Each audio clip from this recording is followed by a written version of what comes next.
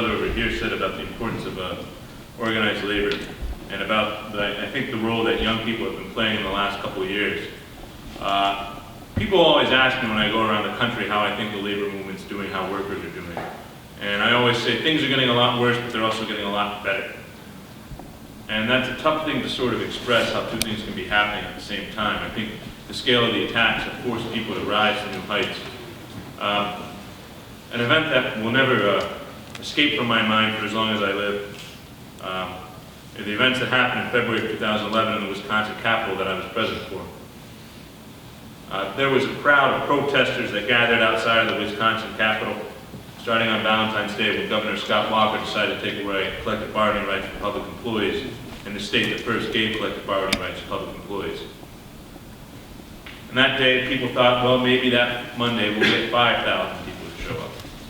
20,000 people showed up on Monday. And the crowds kept building to the point that there were 75,000 people there that Thursday.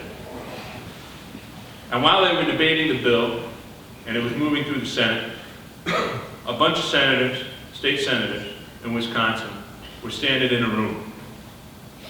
And they were sitting there and they were looking at the crowds outside, and Chris Larson said to the room, "We got to do something. We can't let this go down."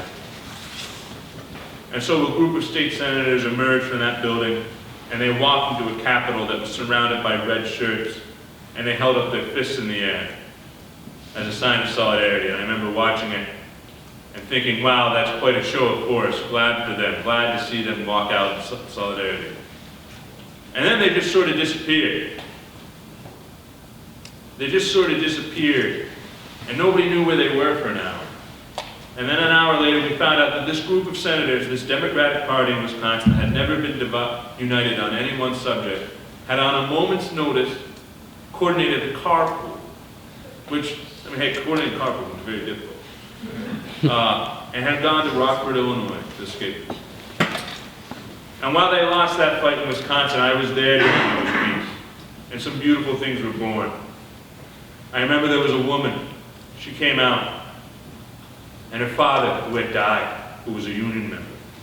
In a sign of what unions and that fight meant, she took her father's ashes and in the middle of a crowd of thousands scattered them on the ground. Because she said that's where her father would want to be. Because that's what this fight means. In my own family, I go back 4 generations in the union. My father's an organizer with General Electric, organizing in General Electric. My great uncle was a union organizer who paid the ultimate price of getting called before the House Un-American Activities Committee. My great-grandfather, Sam Elf, helped organize the ladies' garment workers after he immigrated here from Russia. These bonds do not get erased. And I think what we're seeing here in Chattanooga, what we're seeing in other places across the country, is a potential for something to get started. And I think at this point it's up to a lot of workers, a lot of folks, about whether or not they're going to live life isolated or decide that they can chart their course in a different direction. And I think that's what's going to happen. And I think that Wisconsin, and while it might have been a loss for several reasons, made us realize that we do have the power to say no and stop things, at least temporarily, to at least realize our potential to do things together.